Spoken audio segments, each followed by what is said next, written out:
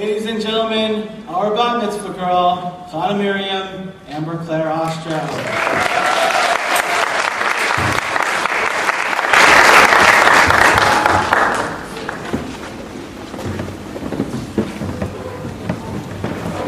Rabbi, family, friends, and Casey, thank you for joining me here today at my Bat Mitzvah. Yes, incredibly, I'm really 12 years old. Pretty cool, huh? Even if my parents are in total denial. Since this is a Bat Mitzvah, and we are at my shul, I'm first going to tell you a few words about this week's parsha. That's what Bat Mitzvah girl's supposed to do, right?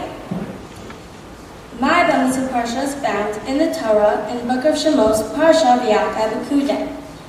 In this parsha, Moshe calls all Bnei Israel to assemble and tells them, Elah Devarim Asher Tziva Hashem Moso Otam. These are things that Hashem commanded us to do. Sheshit Yamim Taseh Melcha. On 6 days, work may be done. Uvayom Hashvi'i Yihiyeh Lecha Kodesh Shabbat Sharaton LaHashem. And on the 7th day should be holy for you, and a day of complete rest for Hashem. The parsha continues with Moshe telling Bnei Israel that you cannot light fire on Shabbos.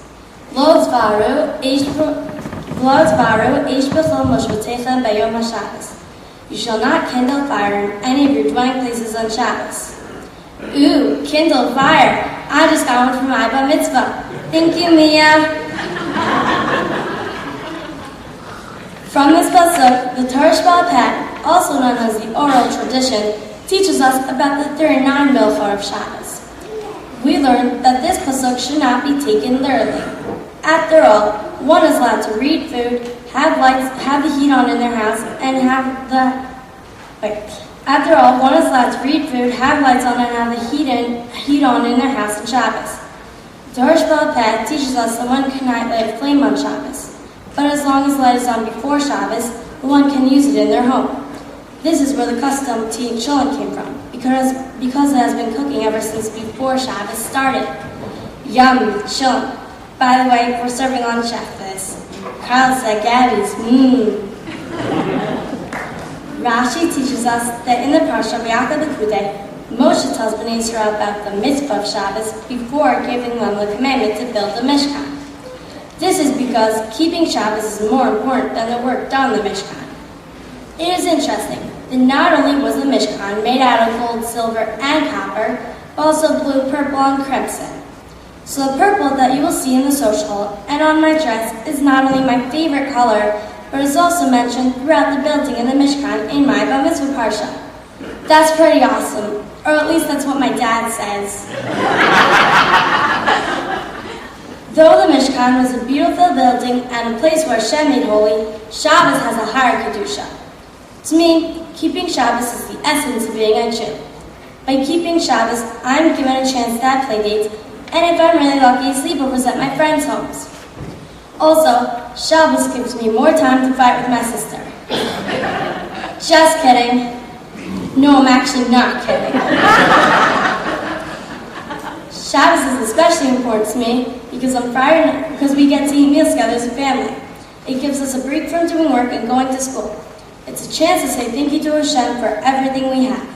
Shabbos gives us a balance to relax, or as Rabbi Ada would say, Shabbos allows us to pray together and to play together.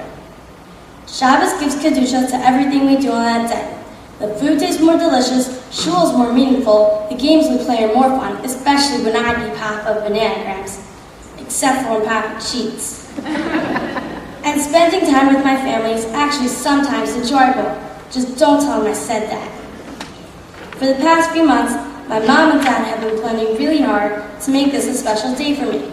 While they have been making all the arrangements, I've been working on a project that I want to share with all you now. For my Bat Mitzvah project, I found out about an organization that keeps alive the names and memory of the children of the Holocaust, so that they shall never be forgotten. This project is called Remember Us, the Holocaust B'nai Mitzvah Project. This program is divided into 3 parts. 1, Tzedakah charity, 2, Limud teaching, and 3, Kavod honor. For the charity portion, my family and I had made a donation to this special organization. For the Limud portion, I spent the last few months before my Bat Mitzvah learning about the Holocaust. As a part of my research, I read the book I Am a Star, Childs of the Holocaust by Inge Arabacher.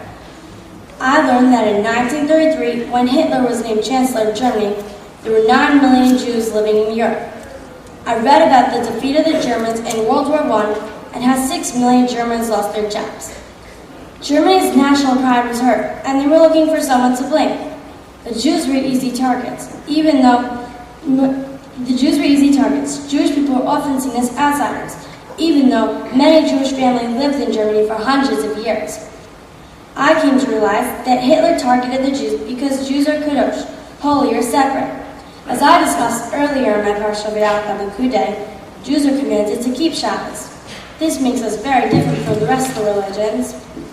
I read about how the Jews of Europe were made to carry identity cards with the letter J stamped on them, and how later the Jews were forced to wear the Yellow Star of David. I read about November 9th, 1938, the Night of the Broken Glass, when the Nazis destroyed schools, homes, and businesses of the Jewish people. I was sad to learn that the Jewish children were no longer allowed to go to school, and how the Jews are forced to live in tiny crowded rooms in the ghettos. There are stories of children who crawled through small cracks in the ghetto walls to smuggle in medicine and food. While the Jews were cut off from the rest of the world, the Nazis took anything valuable from Jewish homes: radios, cameras, cars, and artwork. I read about the concentration camps, the cattle car rides to a scary destination. I also learned about the selection lines, the tattooed identity numbers each Jew was given, and the terrible conditions that each Jewish prisoner lived in. Approximately 6 million Jews died in the Holocaust. Of the 6 million, 1.5 million children were murdered by the Nazis.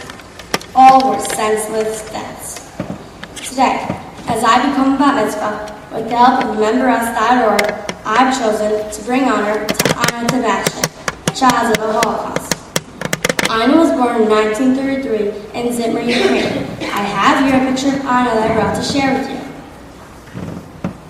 Zhitomir is located in the western Ukraine. I have here a map of Zhitomir and their flag. The Jews began settling in Zhitomir in the early 18th century. Although the Jews were involved in the trades and crafts, some were innkeepers. In 1789, the Jewish population was 1/3 of the city's 882 residents.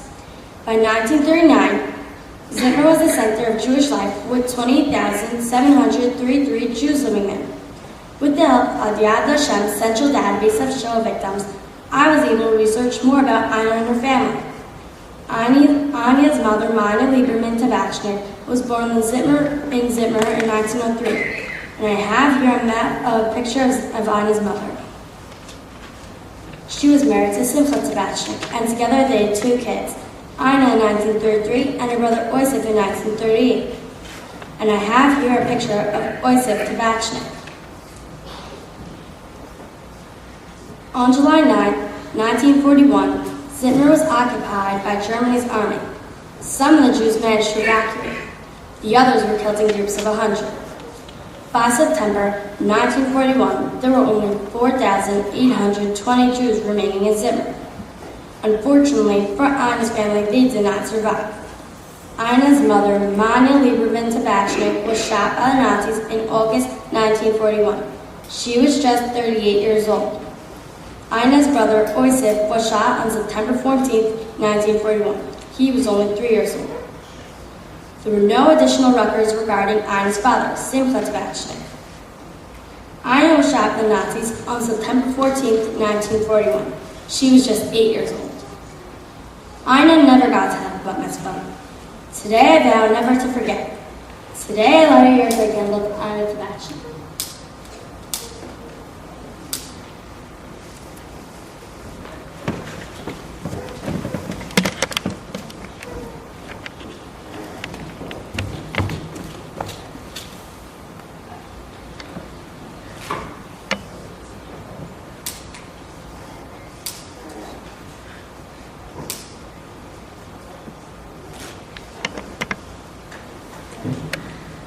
Today is Inna's Bat Mitzvah too.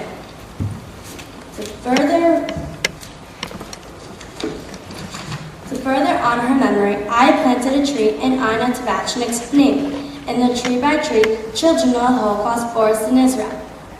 This forest is dedicated to the memory of 1.5 million children who died in the Holocaust. Ina's memory will always stay with me, and now that I'm a Bat Mitzvah, when I light the Shabbos candles with my mom, I will think of Inna Tabachnik and her family. I will remember, I will never forget. Although most of the Jews living in Zhitomir were killed in the Holocaust, I'm happy to report that at the liberation of Zhitomir, thousands of Jews returned, and the shul reopened in 1945. Here is a picture of the shul building. Today, there are more than 15 different Jewish organizations operating in Zhitomir, as once again returned being the center of Jewish life in Ukraine. I want to take this opportunity to thank the Remember Us organization for making my Bat Mitzvah more meaningful, for personalizing the Holocaust for me, and for trusting me to remember.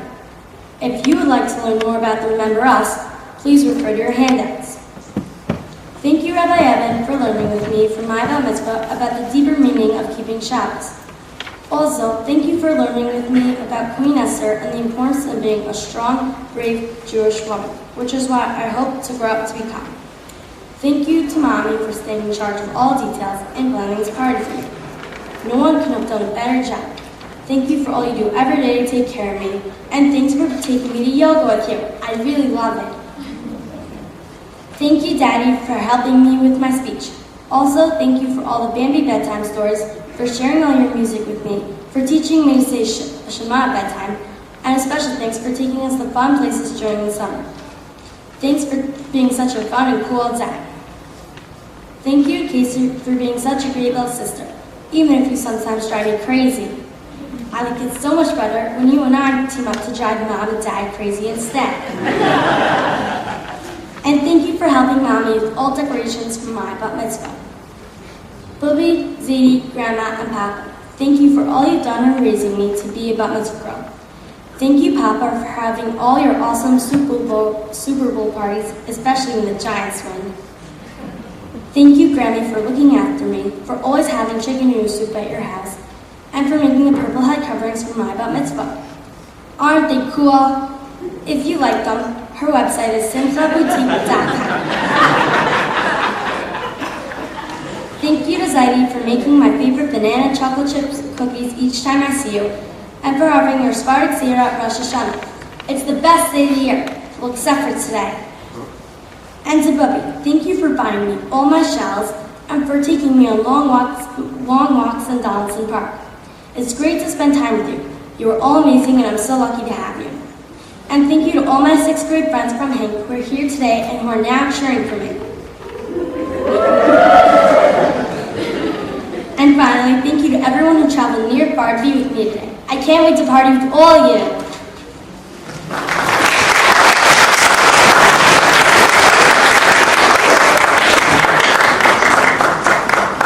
How did she do? One practice room. Just like